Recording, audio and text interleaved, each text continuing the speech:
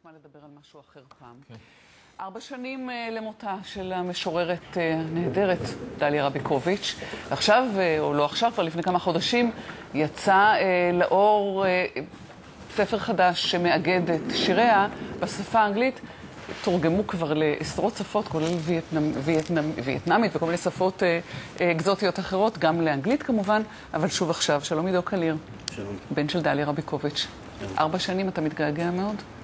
4 שנים אני מתגעגע מאוד, וכן, זה דברים שחוזרים מדי פעם. הרצון הזה להרים את הטלפון ולהתקשר לפני שאתה בכלל חושב שאין למי להתקשר יותר. זה חוזר הרבה מאוד. להתקשר בעיקר כמה לקבל עצה? בעיקר לשתף. לשתף, לספר על הדברים שקורים. אמא הייתה מאוד, בן אדם שהיה מאוד כיף לשתף אותו בדברים. זה האמא הפרטית שלך, אבל דליה רביקוביץ' של כולנו היא זאת של השירים. ואתה את החלק הזה, את המשוררת שבדליה רביקוביץ' גילית במידה רבה דווקא אחרי לכתה. בהחלט. כשהיינו ביחד, כשאמא שלי הייתה בחיים... צריך מים לדעתי. יכול להיות, כן. אולי מישהו יביא לך. תודה. כן. כשאמא שלי הייתה בחיים, היא הייתה אמא שלי. ולמרות שאני כמובן ידעתי שהיא משוררת, תודה. למרות שאני ידעתי כמובן שהיא משוררת, אני לא ממש הבנתי את המשמעות של זה עד שהיא נפטרה. כשהיא נפטרה אני חזרתי וקראתי בשירים. במידה רבה כמו שכל ילד שההורה שלו נפטר רוצה לראות, לחפש זיכרונות, תמונות, ואצלה היה את כל האוצר הזה, ופתאום הבנתי מה המשמעות של היותה משוררת גדולה. מה מצאת? מצאתי חומרים, דברים שהיא כתבה מגיל 7 בעצם. שירים שהיא כתבה כשהייתה ילדה קטנה. מצאתי מחברת מאוד נחמדה של מחברת ביטויים יפים של דליה רייש מקיבוץ גבע. כל מיני ביטויים שהיא מאוד אהבה. וזה לא רק מפעל חיים, זה גם אישיות. להיות משוררת זה לא עבודה, זה מי שאתה בעצם. תגיד, השירה בכלל תמיד מדברים על כמה קשה למשוררים להתפרנס, עד כמה מדינה לא תומכת, עד כמה זה בעיקר בעידן האינטרנט והסטקטו והמבזקים הקצרים, תכף נדבר פה אפילו על האפשרות לחיות חיים וירטואליים שלמים ברשת, זה הפך לפחות רלוונטי. הפידבקים שאתה מקבל מאנשים שאתה פוגש, מאנשים שקראו את הספר, את התרגום הזה לאנגלית, הם נותנים תמונה אחרת של החברה הישראלית, ככזאת שאולי כן קשובה יותר לשירה?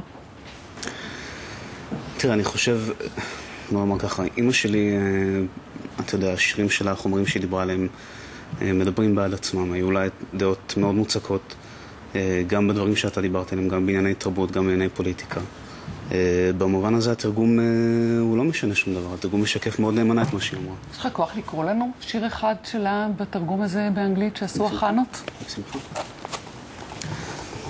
אני רק רוצה לציין, קודם כל באמת אני רוצה לציין שהתרגום נעשה על ידי חנה בלוך וחנה קרונפלד, שהקדישו לו בערך 4 שנים מהחיים שלהם. עבדו עוד עם אמא כשהייתה בחיים והיא מאוד אהבה את התרגומים שלהם. זו הייתה ממש עבודה שנעשתה בהרבה מאוד אהבה.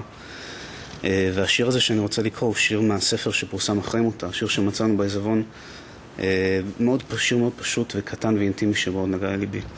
נקרא כאילו אינני, ובאנגלית As though I were not. Don't do that to me. I'm not of such little account that you should blot me out as though I were not. Between us we had something quick and lovely. Between us we had flickerings, like 2 ship lanterns shining on one another. Not the same night, and not the same sea. And whatever we wrecked was just a way of all flesh and blood. I am a ship, and you are a ship. Better armored, perhaps. How can you and I navigate such unquiet waters? Hide not thyself. Do not blot me out, and do not behave as though I were not.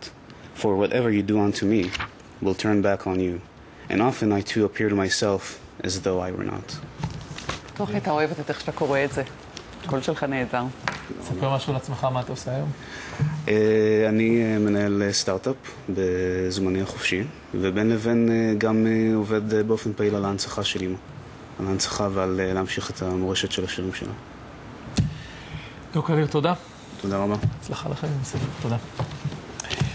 ודיברנו קודם על האפשרות